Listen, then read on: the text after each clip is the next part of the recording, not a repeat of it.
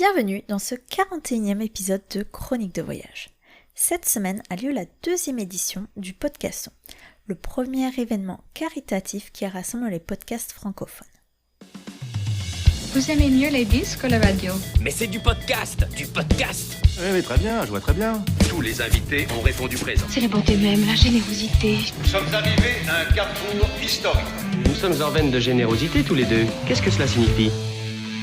Le Podcaston, c'est le premier rassemblement caritatif des podcasts francophones propulsés par Altrui. Nous vous remercions de soutenir les associations qui seront mises en avant pendant cet événement. J'ai vraiment eu très envie de participer et pour l'occasion il me semblait vraiment important de soutenir un projet lié au voyage. C'est pour ça que j'ai tout de suite pensé à la Mariposa. La Mariposa en fait c'est Héloïse, une femme au parcours incroyable qui vient d'achever un tour du monde d'1 an, des grandes randonnées avec un demi-poumon au moins. Si tu veux la soutenir, le lien est dans le descriptif et en attendant je te laisse découvrir ce témoignage poignant. Bonne écoute!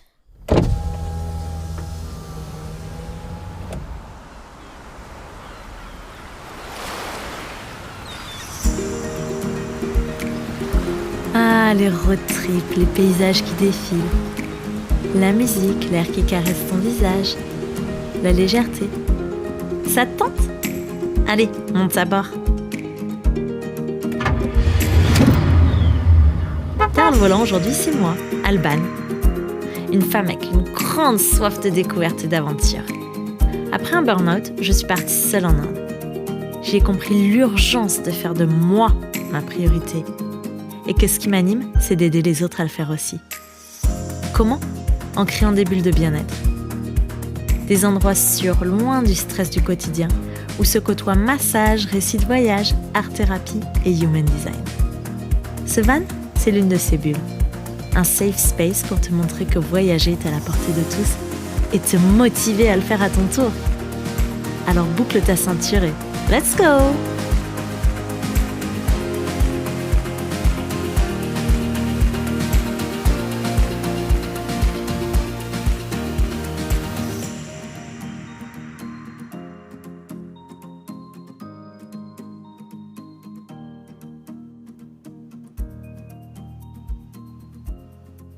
Hello, salut Héloïse, bienvenue sur Chronique de voyage. Merci de te joindre à moi pour cet épisode spécial Podcaston. Salut, merci. Merci à toi de me recevoir. Avec plaisir. Est-ce que tu veux bien commencer par te présenter ? Oui, moi c'est Héloïse Noisette, j'ai 27 ans et je suis j'ai créé le projet La Mariposa, qui est un projet de tour du monde des grandes randonnées pour récolter des fonds pour les tumeurs endocrines. C'est une forme rare de cancer du poumon que j'ai eue il y a 5 ans et pour laquelle j'ai marché autour du monde pour la recherche, pour cette forme rare de cancer qui est pas très très connue. Ah, c'est incroyable comme projet. Alors du coup, j'ai plein de questions qui me viennent. J'ai plein de réponses. Parfait. Commençons par le commencement. Donc tu disais la Mariposa, donc c'est un projet de marche autour du monde. Comment est-ce que ça t'est venu déjà ? Je suis tombée malade il y a 7 ans. J'ai eu beaucoup d'infections pulmonaires qui étaient assez graves et il y a 5 ans, on m'a diagnostiqué une tumeur endocrine, donc une forme rare de cancer du poumon. À l'époque, je ne le savais pas. Et tout a été très très vite. Il s'est passé 2 mois entre le diagnostic et le jour où on m'a enlevé un lobe de poumon. Et après, donc j'ai pas eu le temps de réaliser. J'étais très jeune, j'avais à peine 21 ans. Et donc c'était très compliqué. Mais j'ai pas trop compris ce qui m'arrivait. J'ai donc fait un déni. Qui dit déni dit quand t'as 21 ans, tu t'en fous et tu fais comme si s'était jamais rien passé de tout ça. Et en fait, la vie m'a un peu rattrapée 3 ans plus tard. J'ai fait un burn-out. Parce que du coup, avec le déni, j'ai repris le travail très très vite. Au bout de 2 mois. 3 mois. Et après, du coup, j'ai fait un burn-out 2 ans et demi plus tard. Je suis partie au Pérou et en Bolivie dans l'idée de partir 5 mois en Amérique du Sud pour voyager. Et en fait, je suis tombée gravement malade au bout de 2 mois. J'ai eu une infection pulmonaire grave couplée... une bactérie qui s'est infectée dans mon poumon mélangé à... qu'est-ce que c'est ? Une infection virale, un parasite. Enfin, j'ai eu un cocktail assez grave. Donc, j'ai été hospitalisée 10 jours à Cusco au Pérou, rapatriée d'urgence en France. C'était très, très critique. Donc, fin du voyage. Et donc, ça a été une grosse prise de conscience de « Ah ouais, j'ai été malade, ça s'est vraiment passé dans ma vie. Je suis encore quelqu'un de fragile.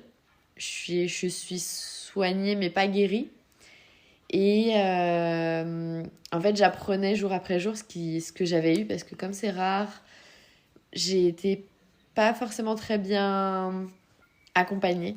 Il y a beaucoup de choses qu'on m'a pas dites, que j'ai pas demandé et sur lesquelles j'ai été mal renseignée. Et du coup, je savais pas exactement ce que j'avais eu, j'ai cherché et j'ai décidé... Enfin, le voyage, ça a toujours été quelque chose qui fait partie de moi, le mouvement plus que le voyage. Et je voulais mettre ma bonne santé, enfin la santé que j'avais à ce moment-là, ma volonté surtout et mon énergie au service de cette cause. Et je me suis dit, en fait, c'est une maladie qui touche les personnes plus âgées normalement, autour de 50 ans. Et moi, je l'ai eu très jeune, on ne sait pas pourquoi, on ne sait pas comprendre pourquoi. Go essayer de trouver une solution, j'ai l'énergie, j'ai l'envie. Donc, je suis une fille de la montagne, j'ai grandi à la montagne, du coup... L'idée de marcher, c'était un peu évident, et puis c'était aussi un défi parce que j'avais envie de retrouver mon endurance et mon rythme de marche d'avant. Et puis voilà, autour du monde, je voulais faire des randonnées un peu emblématiques, et ça a créé, de toutes les relier entre elles, ça a créé un tour du monde.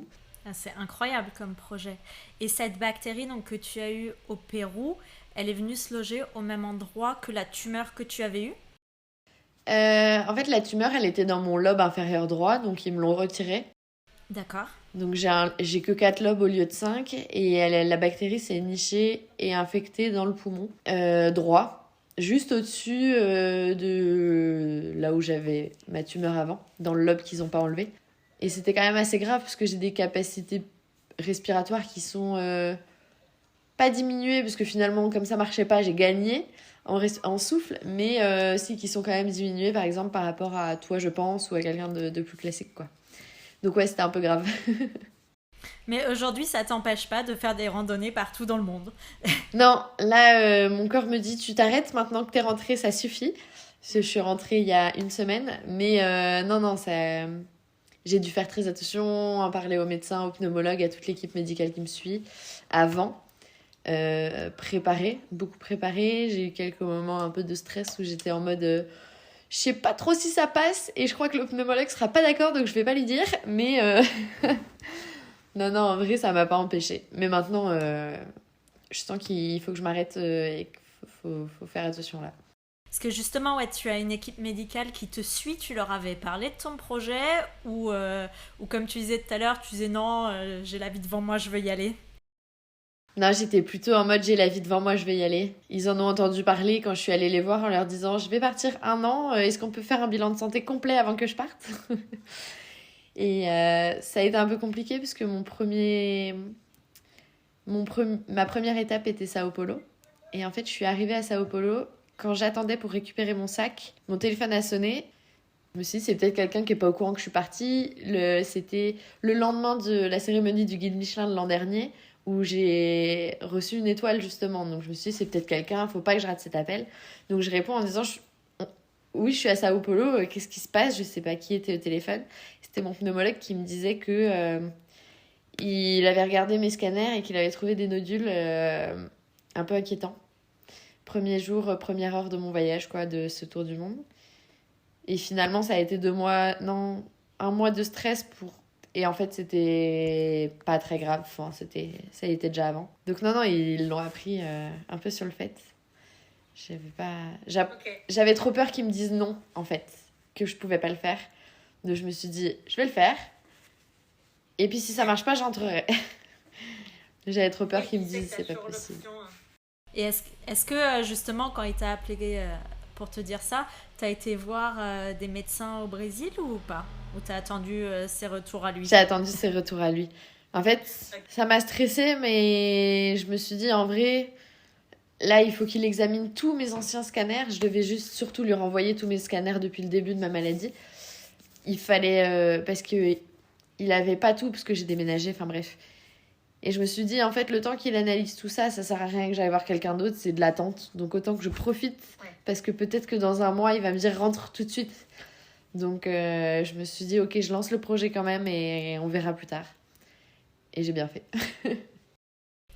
Surtout, c'est la preuve que quand tu vois, quand ton esprit est bien, que tu peux aller au-delà en fait de la maladie, que ton mental a vraiment une place importante là-dedans. Ouais, c'est vrai. Puis je suis partie à un moment, autant quand je suis partie au Pérou et en Bolivie, il y a des choses qui allaient pas dans ma vie, et puis c'était un peu, c'était après un burn-out, quoi, donc c'était pas un voyage de fuite, mais c'était un voyage de je me barre, quoi. Il faut que j'aille ailleurs. Là, c'était un voyage, je suis partie à un moment où tout allait trop bien dans ma vie, où j'avais presque pas envie de partir, et où il y avait aucune fuite, aucun désir de construire ailleurs ou quoi. C'était juste, j'ai ce projet-là et j'y vais pour la maladie, quoi. Et effectivement, je pense que ça change aussi tout le mindset d'un voyage, de ce qui peut s'y passer, de comment tu le vis. Ouais. Clairement. Et justement, comment ça se passait? Donc ton but, c'est de sensibiliser et de récolter des fonds donc pour la recherche, c'est ça? Ouais, c'est pour... En fait, c'est au profit de l'Institut Gustave Roussy, qui est le plus grand centre de cancérologie en Europe, si je dis pas de bêtises, et un des plus grands au monde. Et ils ont comment on dit? Tout un principe de mécénat, de récolte de fonds. Et ils ont je sais pas, c'est pas les vrais termes, donc j'ai peur de dire des conneries, mais ils ont un genre d'onglet ou de branche de recherche qui est spécialisée dans les tumeurs endocrines. Moi, j'ai une tumeur endocrine bronchique, donc qui est un mélange de la tumeur endocrine, qui est une forme rare de cancer, et qui se développe plutôt dans l'estomac, dans les bronches et dans les intestins. Les bronches, c'est un peu plus rare, et moi, j'ai eu ça. Donc, en gros, la tumeur endocrine bronchique, c'est une forme rare de cancer du poumon. Et dans les tumeurs endocrines, t'as la tumeur endocrine digestive et intestinale. Celle-ci, je les connais pas en vrai. Mais la recherche, ça va pour ces 3 formes-là principales, enfin, pour les tumeurs endocrines en général. Et moi, je leur verse, du coup, 35% de ce que j'arrive à récolter en sensibilisant, en parlant, par des associations de patients, par des sponsors et tout ça. Et c'est marché pour expliquer aux gens aussi que ça existe à 21 ans d'avoir un cancer du poumon et d'avoir une vie qui change quand t'es... c'était mon premier poste de chef, c'était à un moment hyper clé de ma carrière. Et tout, c'est un peu... Je me suis pris une grosse tarte dans la gueule en mode tu t'arrêtes. Ouais, c'était un peu compliqué, donc j'ai décidé de verser à l'Institut Gustave Roussy parce qu'ils ont une branche spéciale pour la recherche pour les tumeurs endocrines. Parce que t'as beaucoup d'assos qui sont soit pour les cancers du poumon, soit pour les maladies rares. Typiquement, j'ai envoyé des centaines et des centaines de mails cette année pour des recherches de sponsors. Je pense que il faudrait que je fasse des stats, mais à mon avis, j'ai eu 2% de réponses sur tout ce que j'ai envoyé. Ah ouais. Et dans ces réponses-là, la plupart des réponses me disaient désolé, nous on consacre nos recherches au cancer du poumon ou aux maladies rares. Et en fait, vous rentrez pas dans ces critères-là. Et j'étais là, ouais, mais en fait, comment on fait avancer cette recherche si elle rentre ni dans les maladies rares, ni dans les cancers du poumon, parce que c'est un hybride des deux. Donc ouais, c'était un peu compliqué, mais avec Gustave Roussy, au moins je sais que ça ira pour cette recherche-là. Après, la partie récolte de fonds, c'est encore autre chose, mais bon. Parce que du coup, tu t'y prends comment? Donc, tu as dit tu sensibilises. Est-ce que au cours de ton voyage, tu vas en parler avec les locaux? Est-ce que les personnes qui donnent sont essentiellement des personnes basées dans ton pays d'origine, la France? Comment est-ce que ça marche? J'ai eu un peu... J'ai monté un site internet avec une cagnotte en ligne dessus. Et du coup, j'en ai parlé pas mal avant, pour les sponsors, principalement en France. J'ai la SPLF, qui est la Société de pneumologie de langue francophone. Donc, ils sont basés notamment en Suisse, en Belgique et au Canada. Donc, ça, c'est plutôt international. Ils ont grandement participé à ce projet. Et puis après, J'ai eu quelques personnes sur le tour du monde qui m'ont aidée, que j'ai rencontrées pendant le tour du monde, mais à ce moment-là, c'était plus comment on dit ? C'était plus de l'aide matérielle ou directe, où ils donnaient pas, mais ils faisaient en sorte que je dépense pas. Par exemple, ouais. ils m'offraient l'hébergement, ils m'offraient les repas, ils me faisaient des réductions sur les treks. Donc c'est pas un apport financier, mais du coup je dépensais pas, donc je gardais plus pour la recherche, quoi. Ça a été, il y a eu un peu de ça. On a créé une tablette de chocolat solidaire avec un chocolatier français de Lyon.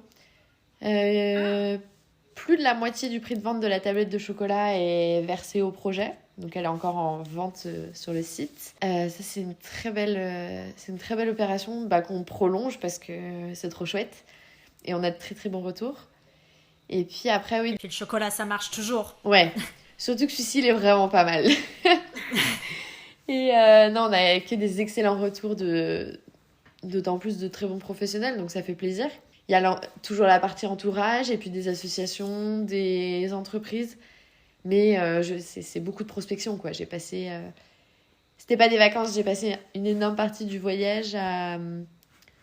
organiser les randos et toute la logistique qui va autour, mais aussi à prospecter, à envoyer des mails, à en parler, à essayer d'obtenir des réponses aux mails. Répondez aux mails, c'est très chiant quand les gens ne répondent pas. Ouais, ça c'était très compliqué parce qu'en fait, sur 200 mails envoyés, tu reçois 2 réponses, quoi, donc compliqué. Même si elles sont négatives, au moins tu sais, quoi. Mais 2 réponses, bon, c'est... Voilà. C'est toujours appréciable de non, vous n'êtes pas notre cible ou ça ne nous concerne pas ou on n'a pas envie plutôt que de rien recevoir. Ça, c'était le plus compliqué. Mais sinon, ouais, c'était prospecter. En fait, c'est comme si tu faisais une petite entreprise, il faut que tu la fasses marcher, quoi. Sauf que là, c'est un projet solidaire. Ok. Et d'un point de vue logistique, comment est-ce que tu organisais tout ça ? Parce qu'en étant à l'autre bout du monde, arriver à gérer toute cette prospection, plus tes randonnées, qui étaient quand même le but. Je pense que tu as aussi passé du temps un peu à visiter. Est-ce que tu avais une organisation ? Est-ce que tu faisais comme ça venait ? Pour la plupart du temps, je travaillais 2 heures par jour, 1 à 2 heures par jour. Et alors après, c'était assez bien réparti dans le sens où parfois je pouvais pas parce que mine de rien, on rencontre des gens avec qui on a envie de passer du temps parce que je suis partie seule. Donc quand t'es pendant 1 an seule, quand tu rencontres des gens qui parlent français et avec qui il y a un bon feeling, t'as envie de profiter de ces gens-là. Donc dans ces cas-là, je faisais par exemple, je faisais une full journée de travail pendant 8-9 heures et puis le lendemain et pendant 2 jours, je travaillais pas. Et quand je partais en rando, après je prenais quelques jours, souvent 3-4 jours où c'était repos mais aussi beaucoup boulot. Et ouais, c'était plutôt cette organisation. Et puis pas de jour de repos parce que compliqué à gérer les décalages horaires, tout ça, le site internet, les réseaux. Faut que ce soit, si tu veux que ça marche et que les gens en entendent parler et tombent dessus, il faut entretenir les réseaux sociaux, le site internet, les newsletters, répondre aux peu de mails que j'avais comme réponse, et puis trouver des nouvelles personnes chez qui prospecter, des nouvelles entreprises, des nouvelles cibles, nouvelles associations, tout ça. Voilà. Ouais, un boulot à temps plein. Franchement, j'aurais pas pensé que ça me prendrait autant de temps et autant d'énergie, ouais. C'était... Et là, je suis à la bourre, hein. Je suis rentrée, ça fait 1 semaine. Je suis rentrée dimanche dernier, donc ouais, c'est très récent. J'arrive pas à répondre à mes messages. J'ai un phénomène de... Tout s'est fait par message et à distance pendant 1 an, donc maintenant, j'arrive pas à avoir mon téléphone avec moi. Ouais, ça a besoin de vrai. Ouais, alors que j'ai toujours été sur mon téléphone, et encore, je regarde du divertissement, je regarde de l'information, mais les messages, j'y arrive pas. J'appelle les gens, je réponds aux mails, mais le reste, je réponds pas à mes messages. C'est terrible, parce qu'il y a des trucs importants, il faut que je réponde, mes potes, ils sont là en mode, t'es là, mais en fait, tu réponds pas. Mais j'arrive pas, je prends mon téléphone, je lis les messages, et je suis là, ça va, vous? Donc, compliqué, mais... Ouais, du coup, je suis à la bourre. J'ai beaucoup de travail qui m'attend parce que ça fait 1 semaine que je veux profiter de la vraie vie. Bah bien sûr, puis retrouver tes proches, tes amis, c'est quand même important aussi après un an de voyage. Ouais, mais c'était pas un voyage vacances, donc j'ai quand même du boulot, des choses qui m'attendent, du travail. Ouais, il faut que je m'y remette aujourd'hui, quoi. C'était mon dernier jour de transition, moitié travail, moitié repos, parce que je suis très fatiguée. Mais après, ouais, faut se remettre au boulot, là. Et justement là, maintenant que cette année entière, je veux revenir dessus, hein, je veux que tu en dises plus, mais maintenant que cette année entière donc de voyage et de sensibilisation, donc c'est terminé, donc tu disais tu as beaucoup de boulot, tu as beaucoup de messages auxquels répondre, qu'est-ce qui te reste à faire et comment est-ce que tu vois les choses? Est-ce que tu as déjà des idées pour la suite? Oui, déjà, jeudi, je serai à Lyon sur un... Il y a le salon de la SPLF, donc la Société Française de Pneumologie Francophone. Ouais, ça doit être ça.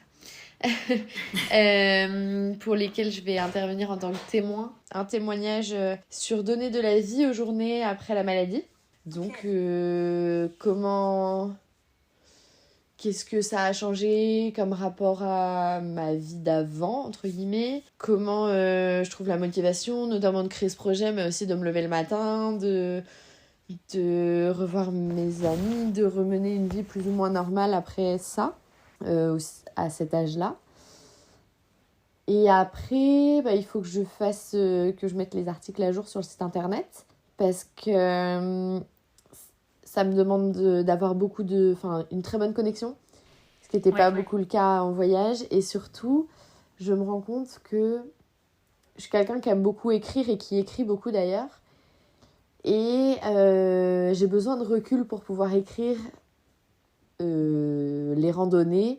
Alors certes, un peu les parties touristiques, mais surtout pour écrire les randonnées, ce qui s'y est passé, comment je l'ai ressenti. Je me suis rendu compte qu'en dessous de 3 mois à peu près, j'arrivais pas. C'était trop tôt, je réalisais pas, je le racontais pas de la même façon, par exemple, quand je le raconte à mes parents ou à mes frères, et que quand je l'écris, je prends conscience de vraiment ce qui s'est passé, mais j'ai besoin d'un temps de recul. Donc là, il va falloir que j'avance sérieusement sur le site, parce que je commence à réaliser ce que j'ai fait au Népal et tout ça. Et la page Instagram qu'il faut que je fasse vivre, parce que je fais beaucoup de photos d'artisanat et je me lance dans la photo là. Donc partager les clichés, quelques conseils, et puis surtout les clichés de rando, les paysages, les clichés de vie pendant un an. Et puis continuer à prospecter, parce que même si j'ai déjà atteint 40% de mon objectif, j'ai quand même envie d'aller un peu plus loin. Bien sûr. Le but, c'est pas forcément d'atteindre l'objectif, parce que j'ai tendance à me fixer des objectifs toujours trop élevés. Mais au moins de continuer. J'avais prévu de clôturer ça au printemps. Finalement, j'aimerais bien clôturer en septembre, parce que je me rends compte qu'en étant sur place, j'ai envie de faire plein de choses, et du coup, pas de clôturer maintenant. Et puis, le chocolat fonctionne très bien. En étant de retour ici, des personnes entendent plus parler de mon histoire. Bien sûr. Sont intéressés pour le partager, donc voilà, témoigner, partager, échanger, voilà. Il reste encore il y a pas mal de choses à faire autour de tout ça. Ok. Et justement cette fois le voyage en lui-même, où t'es allée?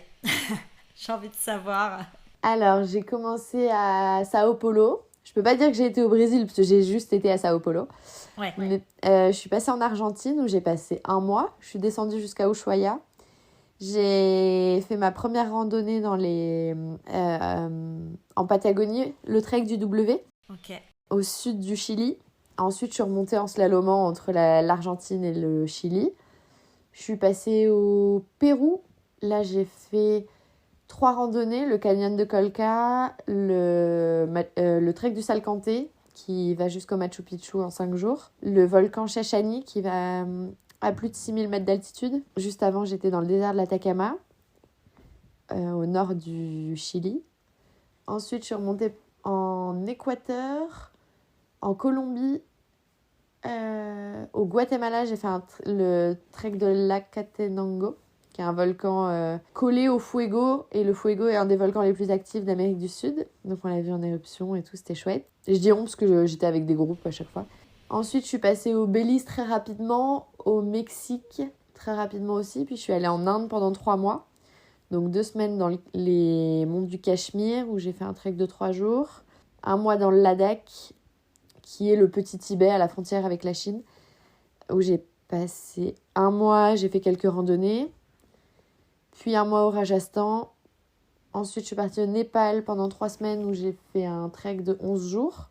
Le trek de l'Annapurna Base Camp. Ensuite, Vietnam, Cambodge, Thaïlande. Thaïlande, j'ai un peu bossé, mais c'était rien à voir avec le projet. C'était du projet professionnel. Ensuite, je suis partie où ?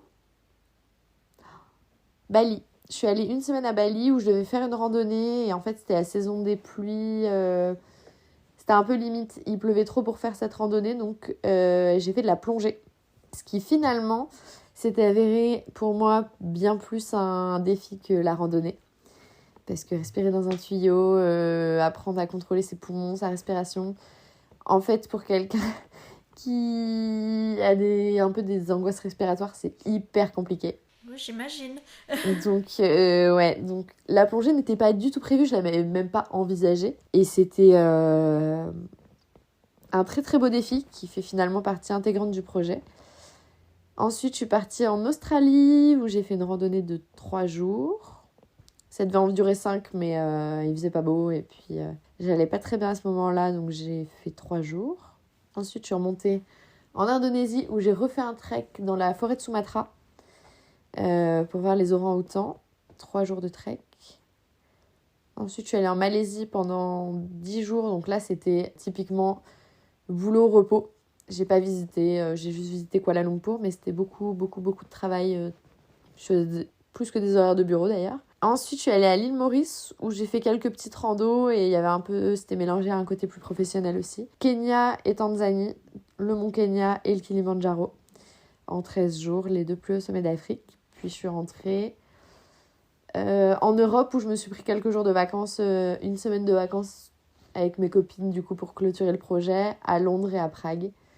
Et puis je suis rentrée là. Oh, c'est incroyable tout ce que t'as fait. Ouais, ça fait beaucoup. Je me rends compte en le disant que je suis en train d'oublier en fait. Enfin pas d'oublier mais que c'est moins automatique qu'avant quoi. Et comment tu t'es préparée pour tout ça ? Pour le voyage ou pour les randos ? Les 2. Pour les randos, pendant mon déni, j'ai commencé le semi-marathon. Ok. Ce qui n'est pas conseillé pour quelqu'un à qui il manque un bout de poumon et qui s'est pas rééduqué pour. Mais du coup, j'ai fait 3 semi-marathons et puis je courais pas mal. J'ai toujours été très sportive et je suis née à la montagne, donc enfin pas née, mais j'ai grandi à la montagne, donc j'ai l'habitude de marcher et je suis assez endurante et assez sportive. Et pour le voyage, en fait, ça a été assez instinctif. J'ai l'habitude de voyager aussi. Et puis, ce qui a été le plus difficile, c'était la solitude où j'étais pas forcément préparée. Mais finalement, chaque rando me préparait aux autres.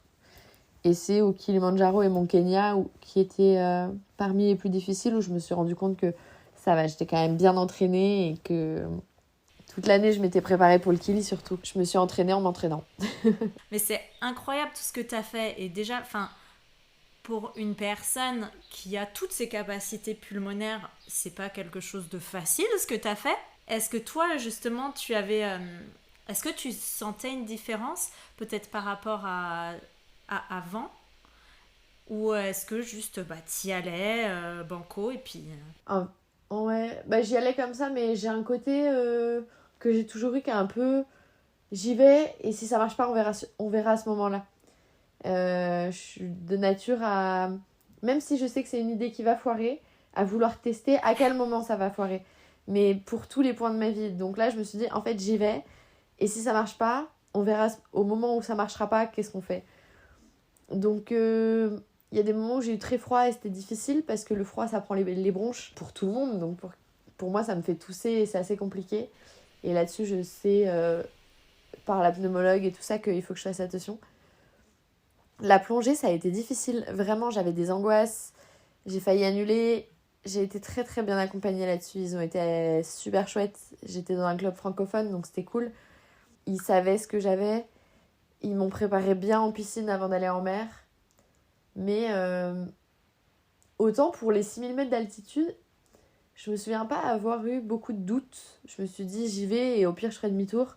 Mais je pense que... Enfin, je croyais vraiment que ça allait le faire. J'ai eu un peu peur avant, j'ai hésité et je me suis dit, en fait, si je teste pas, je saurais pas. Donc, j'ai mis ma peur de côté. Le déni, je sais faire. Donc, j'ai fait hop. Et non, pour la plongée, j'étais beaucoup plus consciente parce que la montagne, je connais. Moi, c'est mon terrain de jeu préféré. Donc, je sais comment mon corps se comporte en montagne et en altitude. Et si à un moment, je vois que c'est plus pareil que la normale, bah, je saurais dire il faut que je redescende ou là c'est pas normal. Que sous l'eau il y a une notion de si ça va pas, bah en fait je saurais pas si c'est normal ou si c'est pas normal parce que je suis pas habituée à ce milieu-là. Il y a l'angoisse un peu de la surface de dire bah je suis sous beaucoup d'eau et j'ai vraiment une approche différente où j'ai eu beaucoup plus d'angoisse pour la plongée que l'altitude. Mais l'altitude, non, ça va. Enfin, la montagne, les treks, vraiment, je me disais, bah, si ça marche pas, on verra à ce moment-là, quoi. Et tu soulignes quelque chose d'important, c'est que justement, tu es capable d'être à l'écoute de ton corps. Tu es vraiment à l'écoute de ton corps. Et c'est ça aussi qui te permet de faire tout ce que tu as fait. Bah, ça, la maladie a beaucoup changé. Pas le cancer en soi, parce que le cancer, vraiment, je pense que ça fait... Bah, depuis mon épisode de maladie à Cusco où j'ai vraiment conscience que j'ai été malade, que ça a été grave et que il faut que je me soigne et que je fasse de la rééducation et tout ça. Parce que pendant 2 ans et demi, vraiment, j'ai vécu comme quelqu'un qui avait jamais été malade. Mes proches s'inquiétaient plus pour moi que moi-même. Et ça a été... Pour moi, ça a été une période normale de ma vie, les 2 ans et demi après la maladie. Mais je le paye aujourd'hui. J'ai l'épaule en vrac, j'ai des douleurs que je devrais pas avoir 5 ans après. Enfin voilà, d'autant plus après cette année qui a été intense et où j'écoute beaucoup mon corps, mais du coup je sais les signaux quand j'arrive à la limite. Et là, le retour, je sens que mon corps me dit là c'était la limite. Et c'est vrai que du coup j'ai développé ce truc de... La meilleure façon de savoir si je vais pas bien, c'est moi. Donc... Si j'ai des douleurs, je sais si elles sont importantes ou pas. Je sais si parfois c'est des crampes musculaires, parfois c'est des douleurs un peu moins normales, je le sais. Je suis très très à l'écoute de mes sens, au niveau du goût, au niveau de ce qui se passe autour de moi, au niveau du moment où je vais avoir un trop-plein social et je vais avoir besoin de me reposer parce que sinon bah, c'est mon corps physique qui va me dire que là ça va plus. C'est vrai que quand je dis je fais beaucoup à l'instinct, c'est que je fais aussi beaucoup avec mon corps, quoi. Il y a des randos que j'ai décalés parce que je me sentais trop faible, ou il y a des randos que j'ai rallongés. Enfin, typiquement, la plongée, j'ai fait beaucoup plus que ce que je pensais faire. J'ai passé 2 niveaux au lieu de faire juste un baptême parce que je me disais, mais en fait, j'apprends plein de trucs. J'apprends à respirer. Mon corps me dit, ok, c'est bon. Qu'il y a des randos, par exemple, en Australie, que j'ai carrément écourté. J'ai fait 2 jours au lieu de 5 parce que je commençais à avoir des douleurs bêtes, hein, mais une petite migraine, une petite douleur à l'oreille, où je me disais, bah en fait là, si je pousse, ça va être pire que ça va être musculaire, ça va peut-être être mon poumon. Donc ouais, j'ai appris à me dire, ok, une migraine en rando, alors que tout va bien, c'est pas normal, faut faire attention, c'est peut-être l'eau, c'est peut-être machin. Et ouais, ça aide beaucoup. Et ça justement, donc tu dis cette écoute, c'est la maladie qui t'a apporté ça. Ouais. À Cusco, tu disais, t'as vraiment appris à te connecter beaucoup plus à toi-même au final. Ouais. Je saurais pas exactement dire le pourquoi du comment, mais oui, parce qu'avant je faisais ouais, j'ai eu un cancer, allez. Moi j'ai rien, mon corps il a rien. Le chirurgien m'a dit, allez, c'est comme neuf, c'est comme si rien ne s'était passé. Ne dites jamais ça à quelqu'un qui sort d'une maladie grave, jeune ou pas. C'est pas une très bonne idée parce qu'après on fait comme si rien ne s'était passé et on en paye les conséquences plus tard. Mais non, cette 2e maladie, ça m'a vraiment fait me dire, ouais, en fait, c'est pas rien. Là, j'ai failli y passer, finalement. Donc il faut écouter les signaux du corps, écouter la fatigue et écouter quand j'ai un peu mal parce que ça peut être plus grave que juste un peu mal. Et c'est cette deuxième maladie qui m'a fait prendre conscience que j'avais eu quelques signaux d'alerte par mon corps avant, auxquels j'ai pas fait attention et que même si j'y avais fait attention, j'aurais pas voulu les écouter parce que j'étais pas consciente de tout ça. Donc écouter son corps, c'est important. C'est incroyable ce que tu es capable de faire, justement. C'est beau, c'est très fort. Et est-ce qu'aujourd'hui, tu as encore, je ne sais pas le mot exact, des séquelles. Donc, effectivement, tu l'as dit, tu as une partie de poumon en moins. Mais est-ce que tu as des traitements que tu dois prendre? Est-ce que tu as des contrôles que tu dois faire? Ou comment est-ce que ça se passe? Alors, officiellement, je suis plus malade parce que ça fait plus de 5 ans.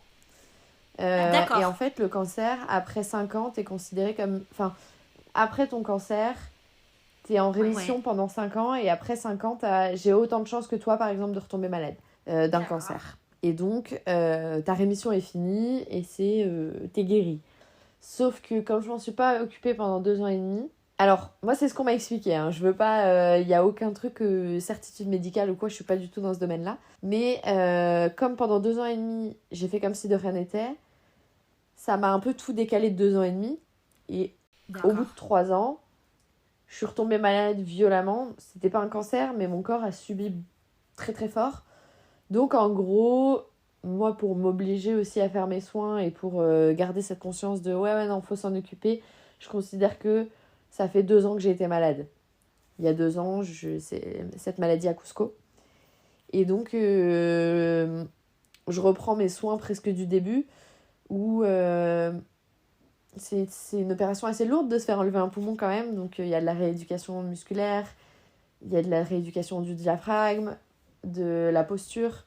J'ai une posture qui est pas... J'ai les épaules qui sont fermées vers l'avant, comme pour protéger ma cage thoracique. Et ça, je l'ai jamais rééduquée. Donc, c'est une posture que j'ai tout le temps, donc je vais avoir mal au dos. J'ai l'épaule où on m'a opéré qui est mes muscles sont complètement KO. J'ai des zones où on m'a coupé les nerfs épidermiques. Donc, j'ai plus de sensations. Je sens plus rien. Mais ça, pareil, on me l'a pas dit. Je l'ai appris en me faisant tatouer. Et un jour, je me suis dit, mais attends, mais en fait, je sens pas. Enfin, je dis au tatoueur, tu me dis quand ça a commencé. Quand t'as commencé à piquer. Et il me dit, ça fait 15 minutes que... Je croyais que t'étais en train de dessiner, en fait. Je sentais un truc bizarre, mais je sentais pas l'aiguille, je sentais pas la douleur, quoi. Donc, ça, c'était 2 ans après... 2 ans et demi après l'opération. Donc, un peu bizarre.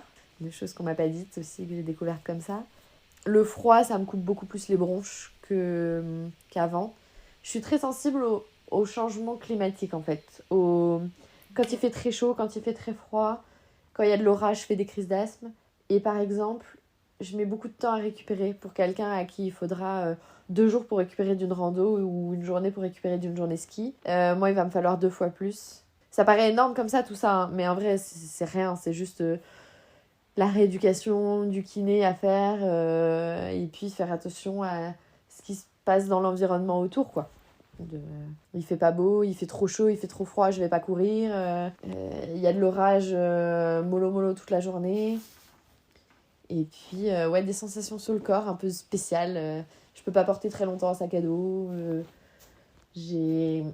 En ce moment, je peux rien porter parce que j'ai mon épaule qui est complètement fracassée. Et j'aurai la réponse la semaine prochaine chez les médecins du pourquoi du comment. Mais j'ai quelques trucs comme ça. Et j'ai un suivi de scanner à faire normalement tous les 6 mois et après 1 fois par an. Comme j'ai jamais été régulière, je dois le faire tous les 6 mois. Et ça, c'est très important, mais je ne l'ai pas fait.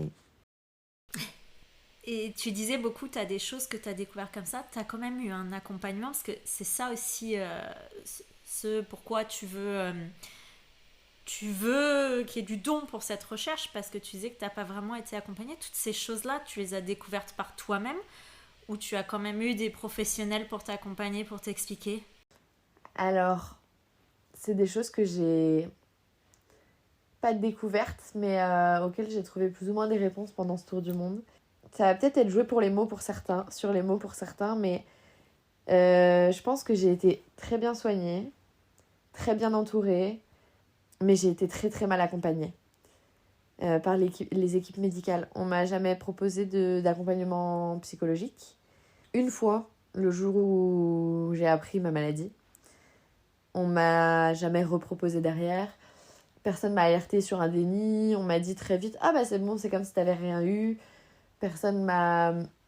Je parle du corps médical, hein, parce que mes parents me l'ont dit, mais en fait, quand t'as 21 ans et que pendant 6 mois de ta vie, on t'a dit « Tu vas peut-être crever bientôt », t'as pas envie d'écouter tes parents qui te disent « Va chez le kiné ». Non. Oui, puis ça reste des parents. Voilà. On n'écoute jamais ses parents. Et puis, les équipes médicales me l'ont pas dit, en fait. Après, tout a été très vite. C'est-à-dire que je l'ai appris. J'ai été malade pendant 2 ans. On savait pas pourquoi. Et complètement par hasard, j'ai fait un examen où un jour, quelqu'un m'a dit « Ah, t'as pas fait ça, vas-y ».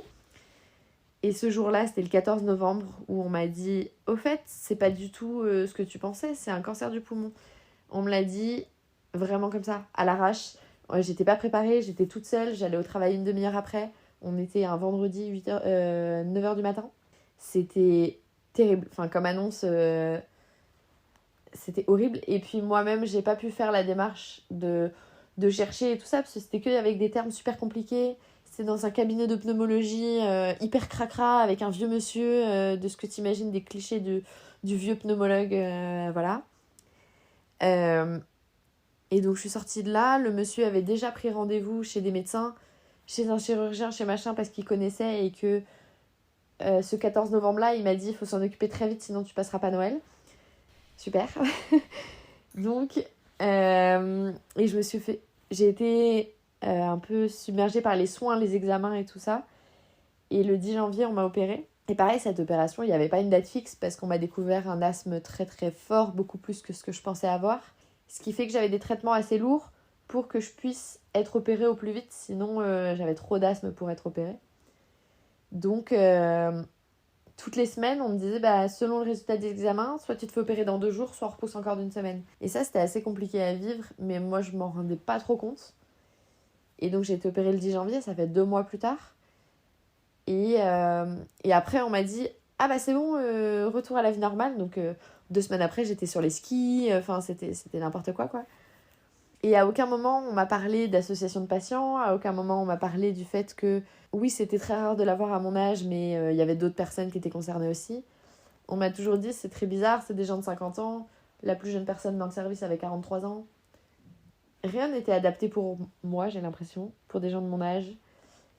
Et j'ai découvert l'Institut Gustave Roussy par moi-même en construisant ce projet, par exemple. J'ai découvert des associations de patients par moi-même en construisant ce projet. Tout ce monde-là de personnes qui auraient pu m'aider et m'accompagner en dehors de mon entourage. Parce que l'entourage veut me protéger et moi, je veux protéger l'entourage. Donc, il y a pas des tabous, mais une forme de pudeur avec les gens qui t'entourent. Même si c'est grâce à eux que j'ai tenu, parce que ça a été un soutien extraordinaire. Mais du coup, j'ai jamais été entourée par des personnes qui l'ont vécu aussi, qui auraient pu m'aider de manière très neutre, qui auraient pu me prévenir de ces séquelles à plus long terme et de cet entretien de mon corps qu'il fallait que je fasse finalement. Et j'aimerais, par ce projet, déjà sensibiliser au fait que il n'y a pas de recherche autour des tumeurs endocrines, très très peu. Et pourtant, c'est de plus en plus présent parce que perturbateurs endocriniens, tout ça, ça vient pas de rien. Je suis pas étymologue ni médecin, mais il y a quand même quelques petits liens. Et il y a un manque d'accompagnement qui fait que j'ai appris sur Internet ce que j'avais, j'ai appris sur Internet ce que j'avais le droit de faire, pas faire. Les questions que je me posais, je savais même pas si elles étaient légitimes ou pas, parce qu'en fait, j'étais trop jeune, ça allait trop vite. Et j'ai eu la chance d'avoir personne dans mon entourage qui a été touché par le cancer. Donc c'était un nouveau monde pour moi. À part le lire dans des bouquins, j'ai pas eu une grand-mère, une tante, un oncle, un frère, une sœur, rien de tout ça qui a été touché par le cancer de près ou de loin. Les antécédents familiaux, avant, je cochais jamais rien. Donc c'est un monde que j'ai découvert, et je pense mes parents aussi d'ailleurs. Et ça fait partie des choses sur lesquelles j'aimerais sensibiliser. J'aimerais créer j'ai un projet de créer des dialogues autour de tout ça. J'ai mon petit frère, il a 9 ans de moins, je sais toujours pas quelle réaction il a eu. Quand t'as 11 ans et que t'apprends que ta seule sœur parce que j'ai que des frères. Donc t'as 11 ans, t'apprends que ta seule sœur, elle a un cancer du poumon et qu'elle habite à Paris, toi t'habites en Haute-Savoie. Enfin, tout ça, il y a eu un manque de communication, d'accompagnement de la part de l'équipe médicale ou du terrain neutre, tu vois. Et je pense que dans la recherche, quand on développe la recherche, on développe aussi l'information. Et du coup, s'il y a de l'information, c'est plus facile d'avoir du dialogue. Et moi, ça m'a vraiment manqué, mais genre terriblement. Et j'aimerais que ça arrive à personne d'autre parce que j'ai eu un accompagnement horrible. J'ai eu beaucoup de colère pendant ce voyage à propos de ça. Oui, des fois, mais j'avais envie de tout casser. Et j'étais là en mode, mais c'est trop tard, je peux pas revenir dessus. Mais en fait, c'est à cause de ça que j'en suis là, que j'ai encore l'épaule en vrac, que machin. C'est aussi grâce à ça que j'ai fait ce projet, certes, mais non, c'est pas normal, quoi. Ouais, c'est clair, surtout, heureusement que tu avais une force comme tu as, parce que être seule dans des situations comme ça, c'est dur. Tu avais 21 ans. Et puis j'habitais à Paris et ma famille en Haute-Savoie, c'est à distance. Ouais. Donc j'ai une copine qui m'a accompagnée, mais elle a été extraordinaire. Enfin, elle prenait des jours de repos, un genre d'emploi du temps aménagé pour être avec moi à l'hôpital, mais ouais, même pour mes parents, enfin, t'imagines, t'as ta fille qui est à Paris, t'es en Haute-Savoie et ma maman est dans l'enseignement. Donc, bah ouais, puis elle est prof, donc en fait, elle pouvait pas prendre des vacances comme ça en disant je vais m'occuper de ma fille, enfin, c'est pas possible. Elle est venue pour l'opération, mais même elle s'est fait. Mes parents ont reçu des critiques. Alors, ils m'ont pas tout dit et j'ai pas envie de tout savoir, mais je sais qu'ils ont eu des critiques de t'aimes pas ta fille, tu t'en occupes pas, tu pourrais être avec elle à Paris quand même. Ouais, mais à côté, j'ai un petit frère qui a 11 ans. Il y a, je sais pas, 700 km d'écart. Ils ont un travail et une maison et un foyer à faire tourner quand même. On est 4 enfants. Donc même si on est 3 grands, il y a un petit de 11 ans qui va au collège, qui est en 6e ou 5e. Le monde peut pas s'arrêter de tourner pour moi. Et en fait, ils ont besoin de gagner des sous. Ma maman, elle est dans l'enseignement public. Donc en fait, à aucun moment, tu te mets en arrêt maladie comme ça et tu montes à Paris. Les billets de train, ça coûte cher. Et je sais qu'ils se sont pris beaucoup de remarques certainement très difficiles à encaisser là-dessus de t'aimes pas ta fille, tu t'en occupes pas, tu l'abandonnes. Alors qu'au final, moi j'étais submergée par le truc, je savais même pas où j'allais. Tous les jours j'étais à des rendez-vous à des hôpitaux différents. J'avais tellement pas conscience de ce qui m'arrivait que j'allais encore au travail. C'est-à-dire que je passais le matin à l'hôpital, ensuite j'allais faire un peu de mise en place et mon service. Ensuite je retournais à l'hôpital l'après-midi, puis vers 18h, donc je courais entre les hôpitaux pour faire des examens différents, parce qu'à Paris, c'est réparti dans plusieurs hôpitaux différents pour les machines. Ensuite, je retournais au travail pour le service du soir. Et parfois, je repassais à l'hôpital après mon service, ou parfois, je rentrais chez moi. Ou parfois, je dormais chez une copine, parce que c'était trop dur à supporter toute seule. Et le lendemain, rebelote, je commençais par l'hôpital, puis le travail, puis machin. Et en fait, personne m'a dit... Enfin, mes copines me l'ont dit, mais c'est pareil, t'écoutes pas tes copines quand c'est comme ça, t'écoutes que les médecins. Et les médecins m'ont pas dit il faut absolument t'arrêter maintenant parce que il faut t'occuper de toi. Et mon employeur me disait tant que t'as pas trouvé de remplaçant, tu t'arrêtes pas en fait. Donc je disais ok, je m'arrête pas alors. Un cruel manque d'accompagnement. Ah ouais, jusqu'au jour où mes copines m'ont forcé en fait. Enfin, j'ai une copine qui est venue me chercher à l'hôpital, qui m'a emmenée le week-end en Normandie. J'ai culpabilisé de ouf parce que j'étais censée être au travail et qu'elle m'a emmenée en Normandie. Alors que j'aurais pas dû culpabiliser, en fait, j'étais en... Non. Je sortais de l'hôpital, quoi. Et en Normandie, j'ai retrouvé une vieille copine qui m'a expliqué que son mec se faisait opérer de la main parce qu'il s'était pas occupé de lui il y a 15 ans avant. Et que si je m'occupais pas de moi maintenant, dans 10 ans, quand j'aurai mon entreprise, j'allais le payer, quoi. Et là, ça m'a fait un déclic. Et je me suis mise en arrêt tout de suite après. Mais entre le 14 novembre et ça devait être le 7 décembre, un truc comme ça. Je suis pas une psychopathe, hein, j'ai beaucoup de mémoire. Mais à peu près le 7 décembre, je me suis mise en arrêt. Donc il s'est passé presque un mois où je courais entre hôpital, rendez-vous, expliquer à mes parents ce qui se passait, aménager, essayer de comprendre ma vie d'après, d'avant, en période de fête en plus. Mine de rien, c'était peut-être ça aussi qui te faisait tenir, en fait, de garder ta vie de tous les jours, tes habitudes, qui t'a permis de tenir, en fait, et de pas t'effondrer. Je pense que c'est ça. Mais ouais, du coup, c'est ça qui a été donc le plus difficile pour toi dans toute cette épreuve, le cruel manque d'accompagnement. Et c'est ça aujourd'hui que tu essayes de mettre en avant et pourquoi tu veux récolter des fonds. Ouais, c'était vraiment... j'allais dire terrible, mais en fait, je sais même pas si c'est extrapolé parce qu'en fait, je pense que ça aurait tout changé si j'avais été bien accompagnée, si on me l'avait bien appris, enfin bien annoncé, si on m'avait bien accompagnée après. Parce qu'en fait, il y a un truc qui se passe aussi autour du cancer, et peut-être d'autres maladies, mais je sais pas.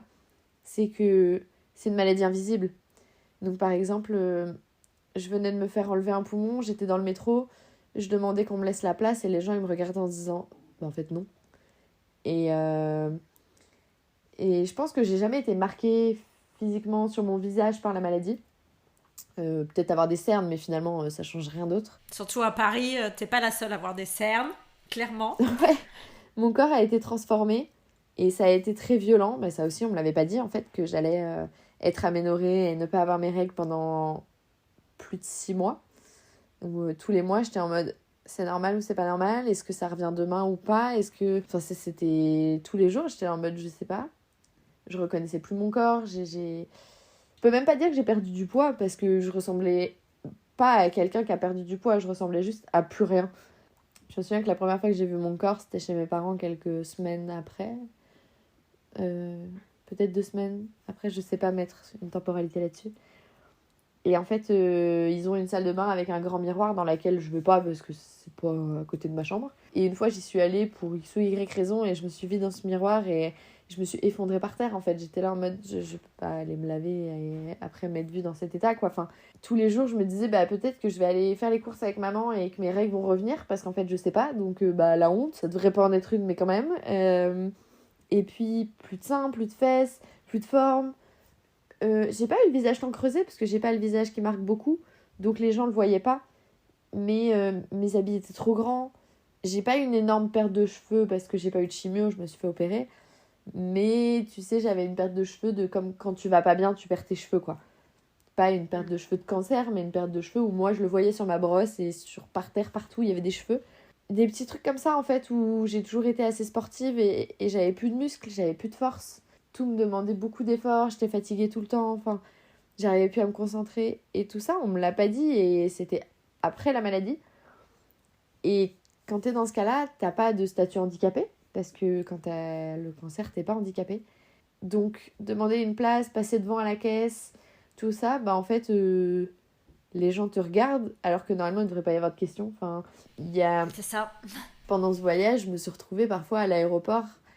Je le fais pas tout le temps, hein, mais quand je suis trop fatiguée, en fait, je demande à passer devant parce que je peux pas rester debout pendant 2 heures à attendre, j'y arrive pas. Donc, si j'ai pas la possibilité de m'asseoir, je demande à passer dans les prioritaires. Et il y a des pays où c'était tellement difficile à expliquer que les gens me croyaient pas que j'ai fini par dire non, mais en fait, je suis enceinte de 3 semaines, il faut que je passe. Et là, les gens me passaient, elles me laissaient passer et j'étais comme une princesse, tu vois. Mais alors que le mot cancer est international, mais juste, il y a une fois, on m'a quand même demandé de montrer mes cicatrices pour prouver ce que j'avais. Une dame à l'aéroport qui me dévisage de haut en bas, qui me dit « t'as pas le physique d'une malade ?» Et je dis « Non, mais c'est comme un handicap. » Et elle regarde mes jambes, elle prend mon pantalon comme pour soulever, pour voir si j'avais des jambes, tu vois.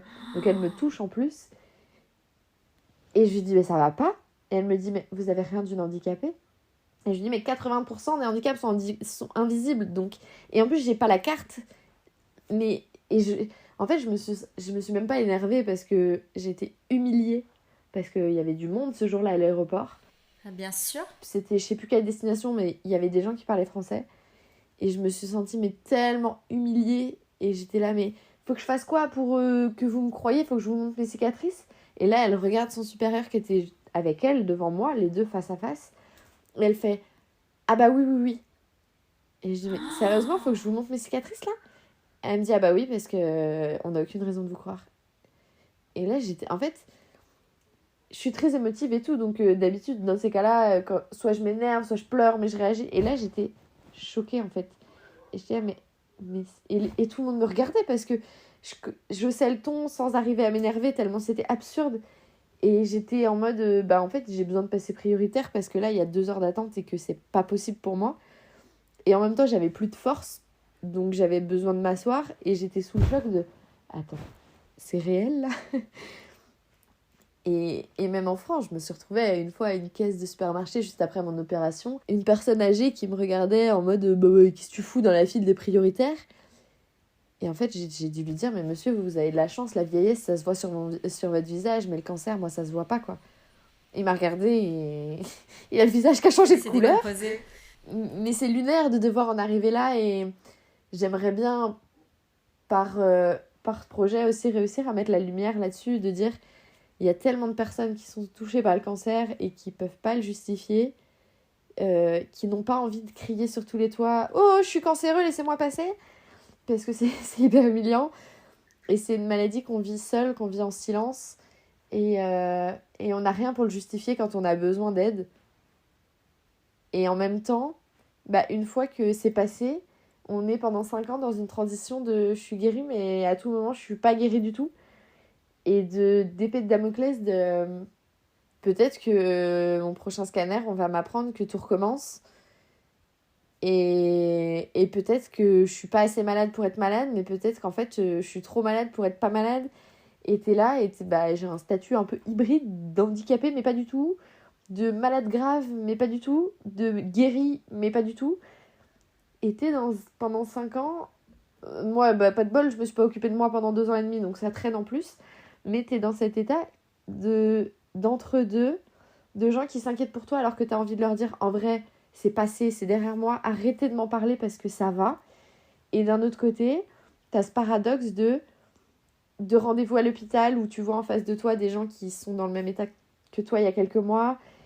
Et t'as le paradoxe de dire, arrêtez de vous inquiéter pour moi, ça va. Et en même temps, à chaque fois qu'il y a un rendez-vous, c'est panique à bord, c'est crise d'angoisse et c'est... peut-être qu'en sortant de ce rendez-vous, le drame recommence. Et c'est hyper bizarre. Enfin, je pense que... J'allais dire, faut le vivre pour le croire. Non. non. Mais si tu le vis pas, c'est très compliqué à comprendre et j'ai même pas d'exemple comparatif. Et dans le projet, du coup, pour revenir au financement, c'est pour la recherche. Et comme j'atteins pas mon objectif, ça prendra plus de temps et ça fera peut-être pas partie de ce projet, mais j'ai pour projet d'ouvrir des ateliers de pâtisserie, parce que mon métier c'est chef pâtissière, d'ouvrir des ateliers de pâtisserie où je puisse réunir le patient, une personne de son entourage de son choix, famille ou pas, un psychologue et une personne de son équipe médicale, qui que ce soit dans son équipe médicale qui le suit pour la maladie, et de faire un week-end, par exemple, pâtisserie, à la campagne, où tu puisses partager ce moment-là avec ton ou tes proches pour parler. En fait, la cuisine, ça aiguise tes 5 sens. En plus, si t'es dans la campagne, c'est encore mieux. Ça aiguise tous tes sens, t'es occupé à autre chose, donc ça libère la parole. Et en même temps, tu restes hyper connecté à ton corps, parce que t'as cette rupture de connexion avec ton corps quand t'es malade, et que, à un moment donné, tu pisses dans un bassin, les gens te lavent, et on t'explique qu'on va te découper sur une table d'opération, donc ton corps... walou. Voilà. Et donc, en fait, c'est pour garder cette connexion au corps, à ses sens, à son toucher, aux sensations, à l'odeur de la nature, au bruit des oiseaux, à la voix de tes proches, et de pouvoir exprimer tes peurs avec des personnes un psychologue et une personne du corps médical qui puissent y répondre, mais aussi ta famille qui puisse l'entendre, ton entourage, parce qu'il y en a qui n'ont pas la chance d'avoir la famille proche, et en même temps que les proches en question puissent dire moi j'ai peur de ça, je sais pas ce qui va t'arriver sur ça, j'ai pas envie d'aller chercher cette information sur internet, et qu'est-ce qui va t'arriver, et l'avant et l'après, et de quoi t'as besoin. Souvent l'entourage il est là, mais j'ai envie de t'aider mais je sais pas comment, donc quel besoin tu as, et de créer cette bulle un peu de dialogue autour de la connexion à son corps. Et donc ça, c'est la suite du projet, qui, j'espère, pourra se faire, mais bon, pour l'instant, faut que ça marche un peu plus. Donc voilà.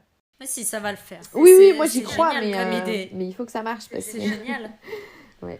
Et t'as raison, là, vraiment, tout ce que tu viens de dire, vraiment, moi, je me suis tue pour que tu expliques tout.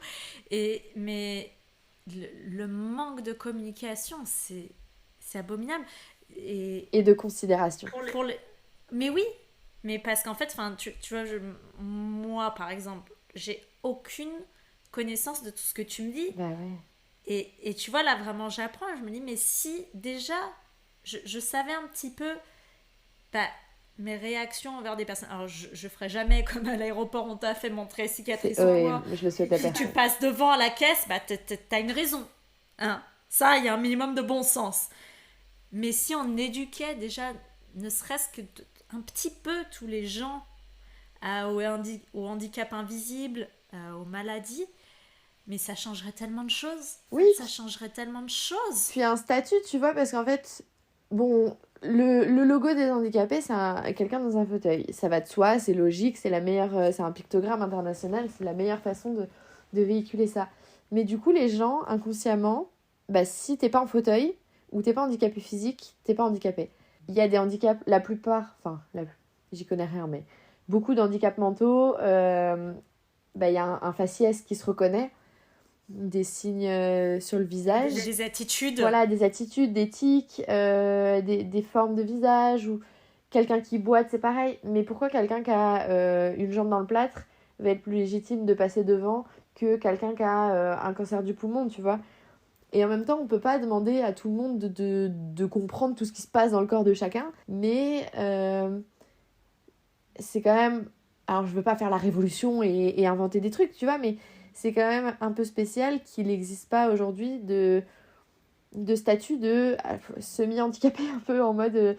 J'avais regardé pour faire une carte d'handicap provisoire, et en fait, j'étais pas assez handicapée pour, sauf qu'on venait de m'enlever un poumon. Donc c'était un peu spécial. Et t'as toutes ces femmes qui sont en chimio de cancer du sein, certainement beaucoup d'hommes aussi, mais je connais moins le sujet, et du coup qui sont là en mode ma vie s'effondre autour de moi, et en plus je dois justifier que je suis vraiment malade. Sauf que si elle a envie de mettre une perruque, elle n'a pas à l'enlever à la caisse pour pouvoir dire non mais regardez, je suis vraiment malade en fait. Et on a cette volonté d'avoir une vie normale parce que c'est déjà assez difficile à vivre comme ça. Pour nos proches, ça leur fait vachement de peine de nous voir nous justifier. Franchement, j'ai des proches qui ont plus pleuré que moi parce que je devais me justifier dans le métro, par exemple. Et en même temps, on nous demande de le rendre visible pour pouvoir nous aider. Et c'est hyper paradoxal parce que j'ai jamais eu de mot du médecin pour pouvoir... Tu vois, même un papier ou une ordonnance ou je sais pas, il y a marqué cette femme est cancéreuse, tu vois, j'en sais rien. C'est un peu violent dit comme ça, mais... Mais quelque chose qui puisse le prouver quand on t'emmerde. C'est ça, un genre d'attestation malade, tu vois, il y a des cartes seniors et un truc du même style de carte d'handicap provisoire avec une date de péremption renouvelable à chaque examen, j'en sais rien. Il y a plein de choses qui sont possibles et envisageables quand on s'y penche et en fait qui rendraient légitime. Pourquoi quand je dis que je suis à 15 semaines de grossesse et que du coup ça se voit pas encore, on me croit ? Alors que quand je dis que j'ai un cancer du poumon avec des énormes cicatrices dans le dos, on me demande de les montrer pour le prouver. Enfin, personne va me demander de baisser mon pantalon pour vérifier que je suis bien enceinte. Alors bon, le coup du « montre-moi tes cicatrices », c'était extrême et c'était dans un pays qui n'a pas du tout la même culture que le nôtre. Mais il y a quand même cette histoire de « si je te dis que je suis enceinte, personne va me demander de justificatif et les gens vont me croire. » Parce qu'on sait que ça se voit pas sur le visage, parce que machin. Si je te dis que j'ai le cancer, en fait... Franchement, je le sais, j'ai pas une gueule de femme qui a le cancer. J'ai des cheveux, ils sont plutôt beaux, plutôt épais. Je suis ni bien informe ni maigre, j'ai un profil plutôt normal. Je me porte bien, je suis assez sportive, donc je sais porter mes sacs de course. Sauf qu'en fait, au lieu d'être fatiguée en une demi-heure, je vais être fatiguée en 5 minutes. Mais tu vois, j'en parle même avec un peu de colère parce que c'est des choses dont j'ai pris conscience pendant ce voyage et où je me dis, mais attends... ce serait facile de faire bouger ça, je pense, parce que, encore une fois, je connais pas grand-chose, mais tu vois, des cartes provisoires, des machins, ou juste un mot du médecin. Mais aujourd'hui, quand t'as une maladie comme ça, invisible, t'as pas de... Ou même, je pense, les maladies auto-immunes et tout, hein. Je pense que t'as pas de papier du médecin qui dit cette personne est prioritaire. Avec ou sans justificatif, il y a des justificatifs qui peuvent être plus ou moins humiliants. Un homme n'a peut-être pas envie de montrer à la caissière que sur son mot il y a marqué cancer de la prostate, mais je sais pas, un truc qui justifie quoi, parce que une carte. Ouais, une dispense de PS c'est facile. Et donc c'est des choses où je me dis mais il y a tellement de choses à faire et moi j'ai l'énergie et un petit peu de connaissances aussi pour le faire, mais j'ai juste pas de contact. Donc, en essayant de financer ça, je peux après le reverser à des gens qui ont les contacts et sur lesquels je vais pouvoir les aider. Moi, je suis issue d'un milieu professionnel où j'ai pas tous ces contacts d'école de commerce, de Sciences Po, de machin, de personnes qui se créent un réseau dès les études. J'ai un très beau réseau, mais clairement, c'est pas Jean-Michel, chef 3 étoiles, qui va m'aider, tu vois, à faire bouger pour le cancer. On sait jamais. C'est possible, mais tu vois, il faut une voix médiatique hyper importante pour ça. Bien sûr. Et donc, à mon échelle, avec mon énergie et mon histoire, tout ce que je peux faire, c'est mettre mon énergie au service de cette levée de fonds et dire aux gens, ouais, en fait, je l'ai vécu et je sais les traumatismes que c'est. Et ça a été pour moi une bombe à retardement, parce que pendant 2 ans et demi, j'étais « Il m'est rien arrivé, les gars, tout va bien, arrêtez de vous inquiéter pour moi. » Et je pense qu'il y a beaucoup de travail à faire là-dessus. Et du coup, par cette collecte de fonds, ça permet de dire « Je suis capable de faire tout ça, de faire les randos et tout. » Mais en fait, c'est quand même hyper difficile. Je prends conscience des limites de mon corps. Et du coup, je mets mon énergie pour lever des fonds, pour reverser à ceux qui derrière auront les contacts et les voix pour faire bouger ça, quoi. Et le témoignage aussi, ce qui est important, c'est ton témoignage, parce que tu l'as dit toi-même, t'as rencontré personne, tu connaissais personne là-dedans, et si tu avais entendu des témoignages d'autres personnes qui sont passées par là, ou si tu avais pu rentrer en contact avec ces gens-là, ouais. C'est tellement important. Maintenant, je suis pas dans les assos, mais par Instagram, c'est hyper chouette. Tu peux te connecter à beaucoup de personnes qui sont malades aussi et tout ça. Et du coup, c'est hyper chouette de pouvoir se soutenir ou de juste envoyer un message en disant « Ah je suis passée par là, c'est cool. » Enfin, c'est cool, non, mais... Enfin voilà, on peut discuter. De rencontrer des gens avec qui parler, si, c'est cool. Et puis des personnes qui sont malades et qui se posent la question de « Mais est-ce que je peux partir en voyage ?» Enfin, tu dois connaître Tour du Mondiste et tout ça. Y a de temps en temps où...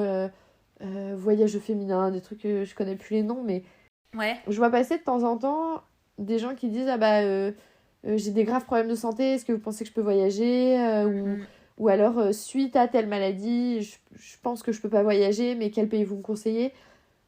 Vas-y, viens, on discute, c'est trop cool. Oui. Moi, j'aurais aimé, quand j'étais dans mon lit d'hôpital, qu'on me dise en fait tes rêves ils sont pas détruits, tu vas pouvoir... Alors bon, je savais que j'allais remarcher, que pouvoir refaire tout ça et avoir une vie... Je pensais pas que je retrouverais autant une vie plus ou moins comme avant, mais j'aurais bien aimé avoir quelqu'un à qui me comparer un peu ou dire en fait c'est possible de faire du ski, c'est possible... Moi je l'ai fait sans demander, j'aurais peut-être pas dû, mais j'aurais aimé qu'on me dise je suis passée par là et prends du temps pour te remettre au lieu de reprendre le travail 3 mois après. Prends le temps de te reconstruire, prends le temps de rencontrer des gens. Ne sois pas dans l'urgence de vivre parce que ça va et ça va aller. Un peu comme... Maintenant, c'est assez démocratisé finalement, le fait d'accompagner quelqu'un qui est en dépression. C'est quelque chose dont on parle beaucoup, qui est vachement actuel comme sujet. Comment on accompagne, comment on peut savoir que notre pote a des signes de dépression et tout. Et du coup, tu vois, si demain j'ai quelqu'un, un de mes proches qui fait une dépression, je vais pouvoir lui dire, écoute, il paraît qu'il faut prendre le temps d'aller voir un médecin, de faire ci, de se soigner, je suis pas passée par là, mais on en entend parler, donc je suis un peu consciente de ça. Et de mettre un peu la lumière sur ça, comme 12 février. C'est une femme qui a été grande brûlée et qui a un parcours incroyable. Et on a le même âge, on a 10 jours d'écart. Et on a un parcours hyper similaire parce que elle a fait de la gym autant de temps que moi. Et vraiment, son histoire ressemble plus ou moins à la mienne parce qu'elle a aussi eu des traumatismes sur l'accompagnement à l'hôpital. Et en fait, elle a réussi à très bien dire, mais ça a été trop éphémère, je pense, de dire il y a des gens qui abusent dans les hôpitaux et qui veulent pas t'accompagner, qui s'en foutent de toi ou pour qui t'es qu'un numéro. Pas tous, bien évidemment, mais tu vois, ce genre de personne où tu te dis si un jour je suis brûlée, franchement, pas de bol et je croise les doigts, mais il y a des réflexes que je saurais avoir parce qu'elle a fait une sensibilisation extraordinaire. Je saurais que je suis pas seule parce qu'elle a mis en lumière beaucoup d'autres personnes, une communauté de grands brûlés. Et en fait, ouais, je saurais que je suis pas seule et que vivre après, c'est possible. Et que peut-être que pendant 4-5 ans, j'arriverai pas à me regarder dans un miroir ou à me mettre en robe comme elle l'a si bien témoigné. Mais qu'un jour, ce sera possible. Et qu'une femme qui a perdu ses cheveux pendant un cancer va y tenir autant qu'elle tenait à ses cheveux après avoir été brûlée. Et un jour, va pouvoir réussir à se séparer de cette étiquette d'ancienne cancéreuse, de machin, et avoir une autre étiquette de vie, quoi. Je sais pas si c'est très clair, mais c'est un peu en mode... sans vouloir faire la révolution, de dire... ouais, ça existe et les gens qui sont dans ce cas sont pas seuls. Et aujourd'hui, c'est vachement invisibilisé. Mais par des grands projets, on peut... Comment dire ? On peut donner de l'espoir aux gens, en fait. C'est ça, donner de l'espoir et accompagner, pas laisser seul. Ouais. Parce que, puis ça, on l'a vu pendant le Covid, en plus, être laissé seul dans un coin, ça peut tuer. Ouais. Ça peut tuer. Ça peut être pire que la maladie en elle-même. Ouais. Moi, j'ai énormément de chance parce que je sais même pas si c'est de la chance, mais en tout cas, j'ai un entourage qui est extraordinaire. Et en fait, et puis ma maman est prof de bio, donc en fait, le sujet, elle le connaît un peu, elle sait plus ou moins comment accompagner des gens. Et puis, j'ai un entourage qui est croyant, peu importe la croyance, mais qui fait que t'as cette notion de solidarité et d'entraide. Mais quelqu'un qui est assez isolé dans sa vie, qui se retrouve tout seul à l'hôpital avec juste la petite dame de l'aumônerie qui vient te dire bonjour parce que c'est trop génial, mais en fait, les premières fois, tu refuses ce lien de confiance parce que t'es là en mode c'est trop bizarre tout ce qui se passe, laissez-moi tranquille. Ouais. Et c'est vrai que de savoir sur les réseaux, de voir que t'es pas seul, que en fait tu vas pas te faire humilier dans le métro parce que t'es trop fatigué pour rester debout, que quelqu'un qui va te bousculer, tu vas potentiellement hurler de douleur et personne comprendra pourquoi, donc t'as besoin de t'asseoir. Enfin, des trucs un peu faire exister les maladies invisibles, tu vois. Et ça peut trop aider des gens et de dire, en fait, ouais, tu peux faire le Kilimanjaro aussi. C'est super dur, franchement. Je pense qu'envie de dire, le faites pas, c'est vraiment une idée de merde. Parce que c'est hyper dur. Mais en vrai, tu peux le faire en 10 jours en étant super bien accompagné avec des personnes extraordinaires qui comprendront ce que t'as.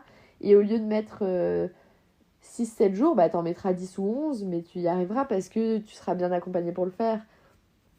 Pour guérir, c'est pareil, en fait, tu peux mettre autant 6 mois parce que t'es hyper bien accompagné, hyper bien entouré, comme tu peux mettre 2 ans et demi parce que t'as pas été très bien accompagné, pas très bien entouré. C'est beau, c'est très fort ce que tu dis. J'avais plein d'autres questions, mais je pense que je vais rester là-dessus. Ah ouais, je parle beaucoup. Hein. Je parle beaucoup. Non, mais c'était tellement fort. Et puis c'est important et je trouve que t'as vraiment expliqué l'essentiel, ton cheval de bataille, quoi. Ouais. Faire connaître ça. Et c'est tellement important. Là, c'est vraiment cette prise de conscience-là, j'ai eu sur le Kilimanjaro, donc c'est très très récent. Je savais qu'il y avait un truc où j'arrivais pas à mettre le doigt dessus il y a quelque chose qui va pas dans mon parcours. C'est un peu comme une épine dans le pied et j'arrivais pas à trouver l'épine. Ouais. J'ai réglé plein de trucs, j'ai enlevé plein d'épines, j'ai compris plein d'épines et tout, mais celle-ci, j'arrivais pas à trouver la clé. Et c'est au Kilimanjaro que j'ai trouvé, donc c'est très récent. Mais ça se trouve, il existe déjà des personnes qui luttent contre ça et tout. Et en fait, c'est typiquement la cause où c'est trop facile d'avoir des témoignages, d'avoir des gens qui l'appuient, qui le soutiennent en disant ouais les gars, on est carrément invisibles.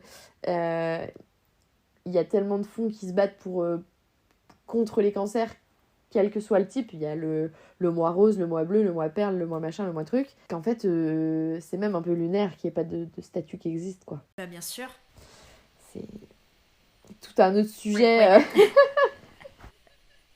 Mais c'est beau, là, j'ai envie de rebondir sur ce que tu dis, que justement, ces randonnées, elles te permettent aussi, en plus de ce que tu les fais quand même aussi pour sensibiliser, pour, je pense, d'un côté, te montrer que tu en es capable après ce que tu as vécu, mais c'est beau que ça te permette encore de mettre en lumière des choses et de comprendre ton chemin, en fait, tout ce que tu as vécu. Il y a eu toute une partie aussi, trouver mes limites. Parce que moi, je suis quelqu'un, comme je te disais, tant que j'ai pas... un truc où moi-même je me dis ouais là c'est chaud, là c'est limite, là j'arrive sur ma ligne, je vais pas forcément l'accepter, tu vois. Genre tu me dis ouais, la limite elle est là-bas au bout du champ, je vais avoir besoin d'aller au bout du champ pour vérifier que la limite est là. Qu'il y a d'autres personnes qui auront besoin juste de dire ah d'accord, ok, c'est bon, c'est enregistré. Et moi je fais partie des gens qui ont besoin d'aller au bout du champ voir où est la limite exactement. Donc il y avait un peu ce côté-là aussi d'aller chercher mes nouvelles limites de mon nouveau corps, de mes nouvelles pensées, de tout ça. Et c'est vrai que de toute façon la marche c'est prouvé, hein, il y a un effet très méditatif et au-delà des bienfaits sur le corps, il y a quand même des bienfaits sur le cerveau très avérés. Donc c'est vrai que ouais.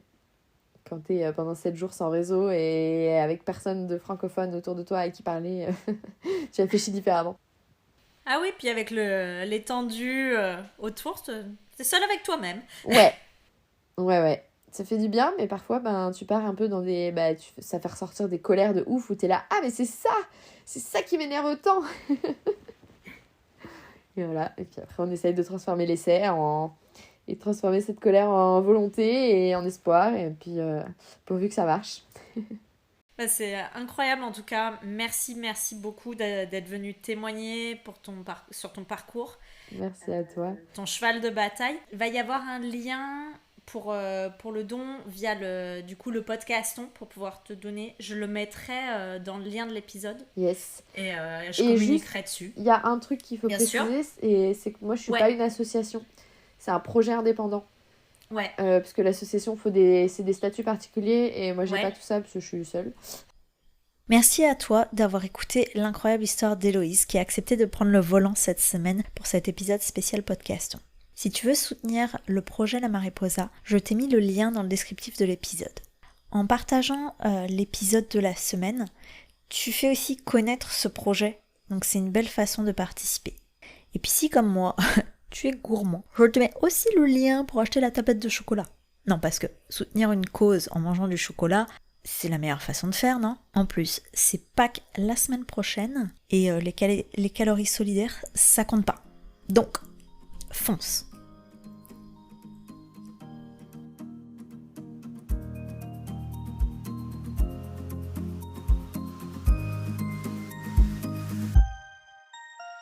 Merci pour ce beau moment. Je suis tellement contente que tu sois venue en road trip avec moi aujourd'hui. Si ça t'a plu, viens me raconter ce qui t'a marqué sur Instagram. Et si tu veux que d'autres puissent profiter à leur tour de ce moment d'évasion, laisse 5 étoiles sur ta plateforme préférée. À la semaine prochaine et qui sait, peut-être que je te laisserai le volant.